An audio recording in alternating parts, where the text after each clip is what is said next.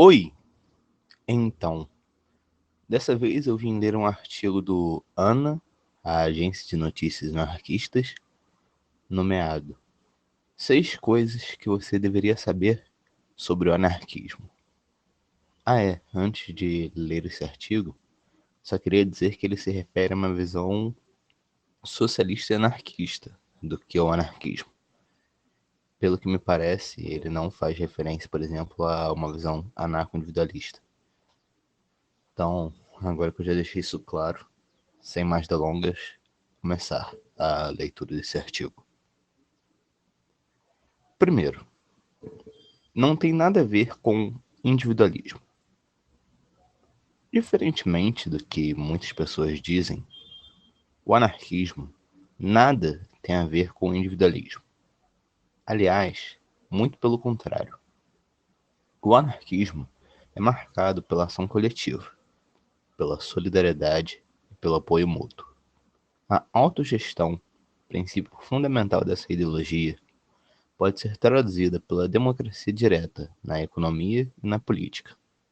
Ou seja, o coletivo está sempre presente nas ações relacionadas ao anarquismo. Evidentemente, o indivíduo é respeitado e valorizado dentro do anarquismo, mas sua liberdade só se realiza a partir da liberdade coletiva. Segundo, é uma ideologia socialista e revolucionária.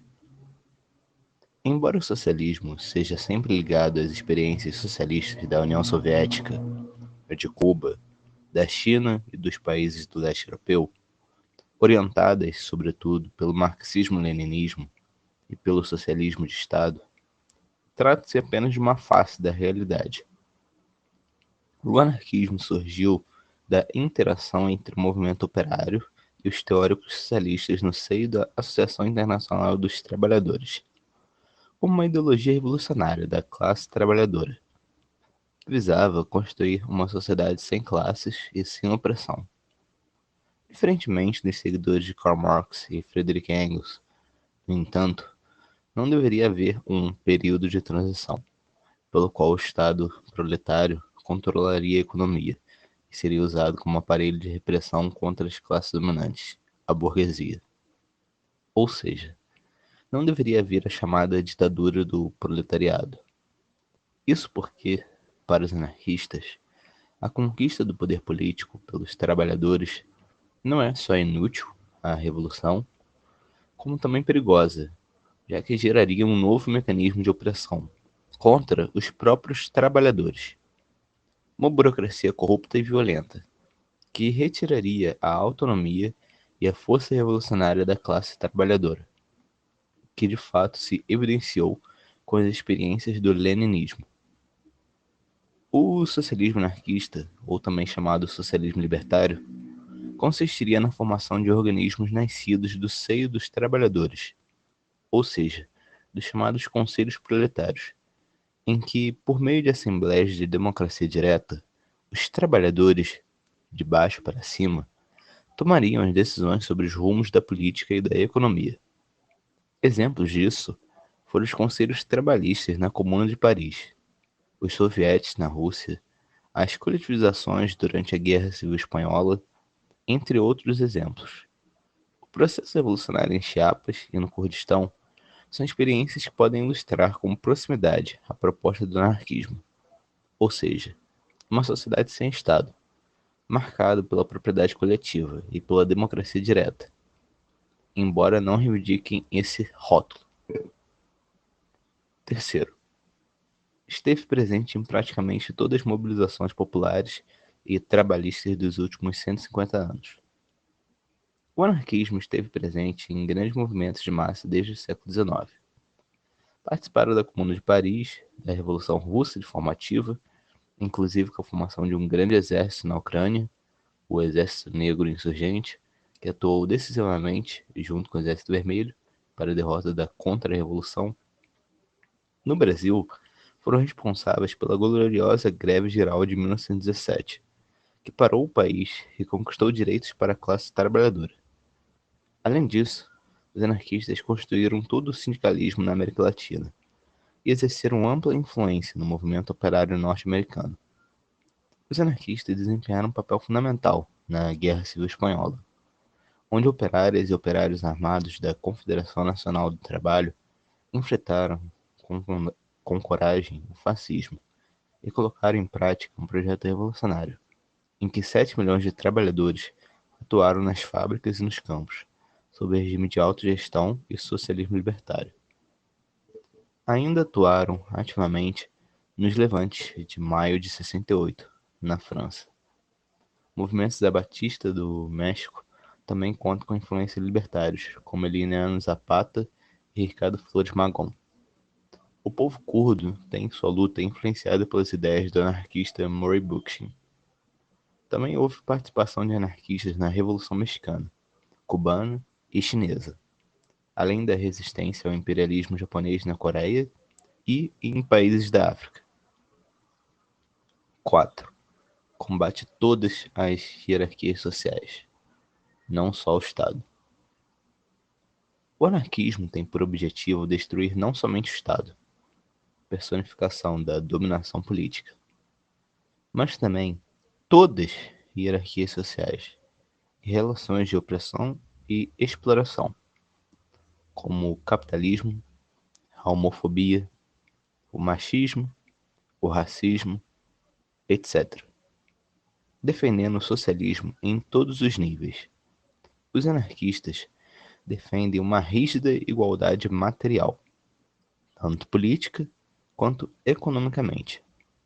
É exatamente por isso que a horizontalidade é um princípio fundamental do anarquismo, sendo a hierarquia só justificada se construída de baixo para cima. 5. Está crescendo no Brasil. Existem, hoje, no Brasil, mais de 20 organizações anarquistas. Apenas a título de exemplo: Unipa, União Popular Anarquista; CALC, Coletivo Anarquista Luta de Classe; CAD, Coletivo Ação Direta; FARPA, Federação Anarquista Palmares; OASL, Organização Anarquista Socialismo Libertário.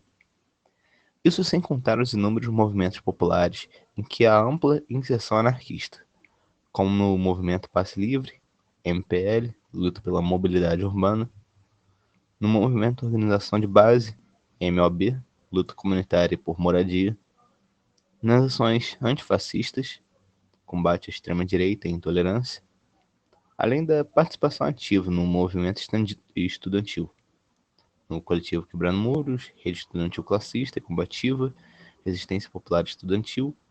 Todas contam com muitos anarquistas nas suas fileiras, e atuando também nas lutas trabalhistas, na FOB, Fórum de Oposição pela Base; RPS, Resistência Popular Sindical; LSOC, Liga Sindical Operária e Camponesa, etc.